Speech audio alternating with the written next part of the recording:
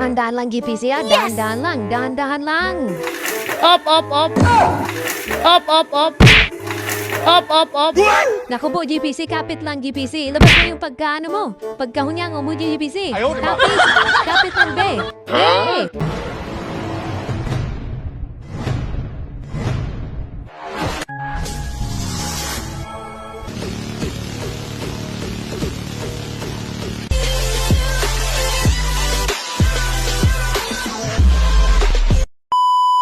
So ayun na nga mga kabrid, so ayun na nga po. At ito mga kabrid, nakikita nyo naman mga kabrid. Nakikita nyo naman. Ito na po ang ating produktong yung isang taon nating pinagpaguran nakapag-aalaga sa saging, pagtambak ng pagpapaayos sa kanilang mga dahon mga kabrid.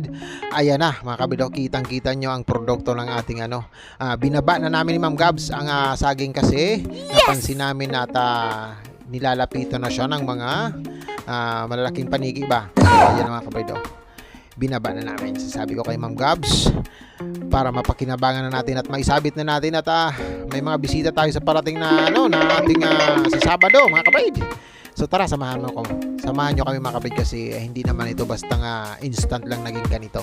Ipakita namin sa inyo ang proseso kung paano namin ito na ibaba sa lupa. Nakamuntikan na tayo maging si Tarzan mga kabrid. So ayan na mga kabrid, tara, samahan nyo ako. Let's go mga kabrid. Ang video pala na ito ay ukol sa daily vlogs namin.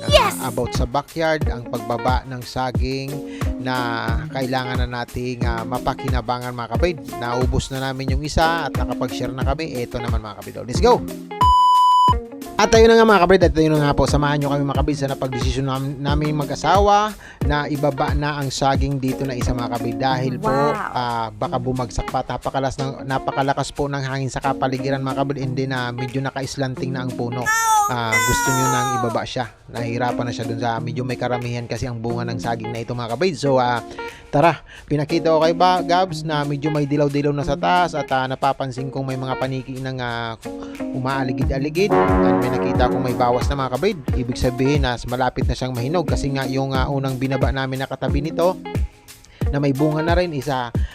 Yung last na nasapad na nilaga namin is hinog na mga kabrid. So sabi ko ibaba na natin yan kasi baka maunahan pa tayo ng mga ng mga kaibigan nating paniki na malalaki mga kabrid kung ano pa man dyan. So tara, samahan niyo ko. Ito mga kabrid, hinanda na namin ang hagdan, ang aking kawayan, tapos alam nyo ba yung kutsilyo na pang bread, yung yung may siya, may gitling-gitling yung talim. Ayan ang kinabit ko dun sa dulo ng aking kawayan para po pang putol dun sa mga dahon ng saging. So syempre paislanting na ito, medyo iingat tayo at muntikan na tayo magkanda mga kabrid, ang mga hindi inanasahan. Buti na lang yung kamay ni GPC may pagka tuko ba, talagang kapit talaga tayo mga kabrid sa puno para hindi tayo masabay dun sa daos-dos kasi umangat yung ating hagdanan mga kabrid. So ayan mga kabrid, dahan-dahan lang po. Ang diskarte dito is talagang tipong tamang tamang bigat kasi medyo may kabigatan na tayo at ang saging na akyatin natin is paislanting na. Ayan ang mga kabrid, dahan-dahan. So maraming salamat. Itong pinapakita ko po sa inyo at sinishare natin ngayon ay ang pagbaba ng saging mga kabrid. Basic na basic pero kung hindi ka medyo maano ka yung mga dyan sa mga mga kabrid, madulas ang ayun, maaaring maano ka mga kabrid. So ayan mga kabrid. So maraming salamat sa patuloy na sumasabay, Ma'am J, Ma'am X Vlog. Maraming thank you sa iyo lagi sa pagsabit mo sa aming premiere lagi ni ang aming mag-asawa. Sa aming team na si Ma'am Lilith Life in Travels, Sir Zaidin Hunters, Ma'am Zeros SK, Ma'am Irene Jordan. Maraming salamat po sa inyo at sa mga kaibigan natin na patuloy na sumasabay sa may mga oras po na mostly lagi namin napapansin. Maraming salamat Sir Dennis Vlog. Maraming thank you po sa iyo, Ma'am Lynn SG Live.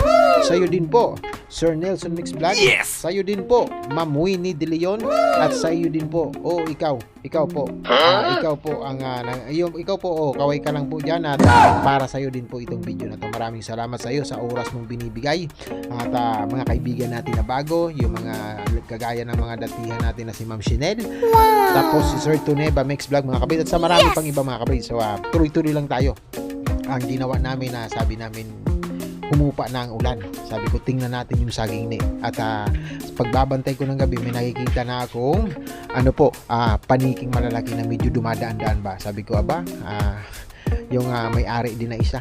Baka maunahan tayo ba masira ba ang ano.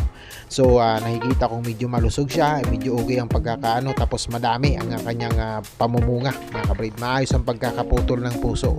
So yung isa konti lang ang naging sapad noon kasi sinagad naman ng kaibigan natin ang pagputol ng puso. Kaya yung mga pausbong pasanan na sapad is nadamay po. So kaunti lang ang sapad nun. So sakto lang. So ito medyo marami siya mga kabrid. So ayan mga kabrid, dahan-dahan kasi yung natin, kailangan kong putulin ang mga dahon kasi marami pong kable ng kuryente dyan mga kabrid. Yung mga kapitbahay natin dito sa atin nakadaan ang mga kable ng kuryente nila.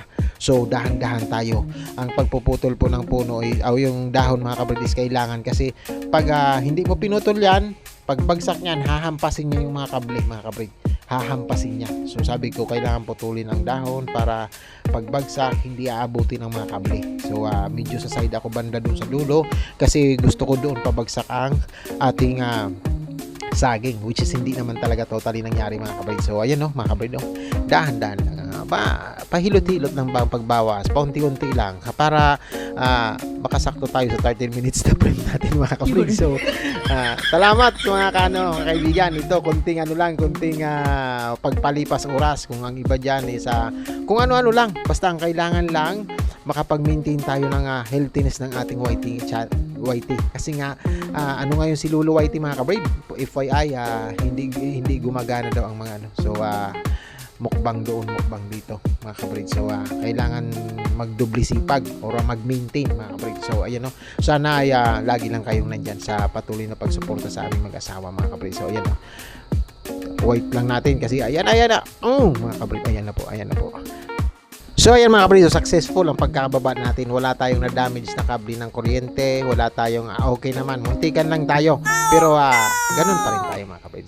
Salamat at safe naman ang pagbaba natin ng ating saging na saba. So mag-flex na rin din tayo sa ating mga kaibigan. So si Ma'am Gima Mix Vlog mga kabrid is MWF, nagsisimula ng 5 LS yan. Doon sa kanyang LS mga kabrid is pwede kang magpasabit doon at magsuporta ka doon sa mga kaibigan. Marami kang mamimit na kaibigan doon. Napakabait po ng Ma'am Gima natin at ang kanyang yung adhikain ba sa pag-ilils niya is yung makapagpalago ng mga kaibigan. So kung gusto mong maramihan ng tamsakan ng iyong bid or ang iyong paglalathala is ayan, si Ma'am Gima, magbigay ka lang ng panahon sa kanya, antimano makukuha mo ang hinahanap mong panahon din ng iba para sa iyo mga kabrid. So Ma'am Lilet Life and Travels, kaming team na 4, Lilet, Ma'am Irene, Ma'am Seros, Sir Saijen, Gabs Mix Vlog at ako po is daily 7:45 PM nagsisimula Lunes hanggang Friday mga kabrid. Pahinga kami ng Sabado kasi practice namin ng kantahan, tapos Linggo start ulit.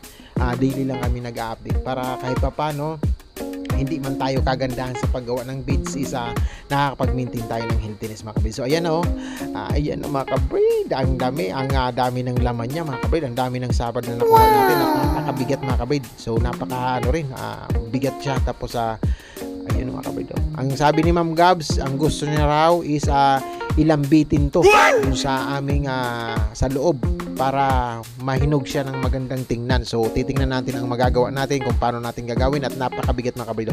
Napakabigat mga kabrid. So ayan, samahan niyo ako. Dahan-dahan lang kasi napakalambot ng lupa dito. So ayan si Ma'am Gabs, tulungan mo ako Ma'am Gabs sa pagbibidyo man mo Ayan, tara, para sa loob na mga kabrid. Sabahan niyo ako, ipasok na natin to sa loob at titingnan natin kung paano natin maisasabit ang ganito kabigat na bulig ng saging mga kabrid. So ayan medyo kakawang-kawang tayo dyan mga kabrid kasi ang bigat niya. Tapos sana naman mga kabrid makapag-share pa na tayo nito, and then sana naman masatisfy natin si Ma'am Gabs Gabs Mix Vlog kasi syempre kami mga batang probinsya talaga. So kagaya ng nung unang sapad namin, halos araw-araw kami naglalaga, merienda, saging doon, puro saging mga kabrid kasi yung dati ba dun sa probinsya natin nung probinsya namin dun sa Bicol namin mga kabrid, talagang ganito lagi. So ayun mga kabrid, titingnan natin kung paano natin maisasabit dito ang saging nito, kasi gusto ni Ma'am Gab is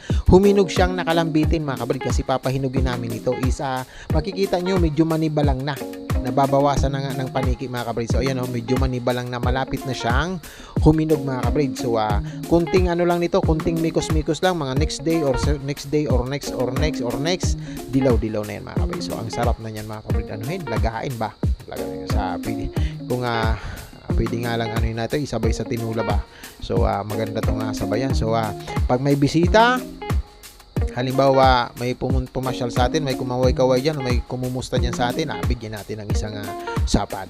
Pag mayroon tayong bigyan ng sapad. Kung sino yung deserving na kapitbahay, yung may pakikisama din ba, hatitan natin yan mga kapatid. Ipag-share natin ang ating mga blessing, pero mas magandang tingnan na sundin natin ang ating mga Gabs Mix Vlog na maging hinog siya na nakalambitin. So gagawa natin ng paraan niya mga kapatid. Ang sabi ko sa kanya, saan banda at paano, at napakabigat nito. Sabi ko nga, malapit na itong mahinog, kailangan hindi siya nadidiinan kasi para makahinog ng maayos, sabi niya. So ayan mga kabrid, thumbnail thumbnail yan mga kabrid. So samahan niyo ako mga kabrid, maghanap tayo ng tali, tapos isabit natin ito siya. So ayan kabrid, flex natin. Ayan na mga kabrid, ayan na, nagawa na natin ng paraan sa sobrang bigat niya, na isabit na rin natin sa taas mga kabrid. Yung ginamit ko pong pantali dun sa sa saging para di mo ba bumagsak, ayan na, ginamit din natin dyan para yung saging na bunga is makalambitin. So maraming salamat sa patuloy na pagsabay po sa aming munting pag-alalathala gabi-gabi.